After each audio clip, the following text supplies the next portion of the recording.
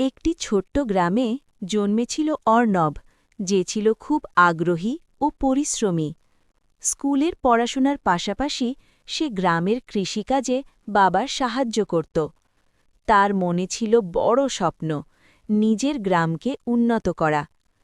অর্ণব ধীরে ধীরে নতুন নতুন প্রযুক্তি ও পদ্ধতি শিখতে লাগল। তার পরিশ্রম, অধ্যবসায় আর উদ্ভাবনী চিন্তা তাকে ধীরে ধীরে সফল কৃষক এবং উদ্যোক্তায় পরিণত করল। একটি সময়ের পর তার উদ্ভাবিত পদ্ধতি গ্রাম জুড়ে ছড়িয়ে পড়ে এবং অর্ণব হয়ে ওঠে গ্রামের গর্ব।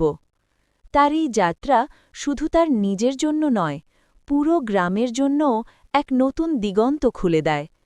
অর্ণবের গল্প আমাদের শেখায় যে ছোট থেকে শুরু করেও ধৈর্য ও পরিশ্রমে বড় লক্ষ্যে পৌঁছানো সম্ভব। গল্পটি ভালো লাগলে চ্যানেলটি সাবস্ক্রাইব করে দাও।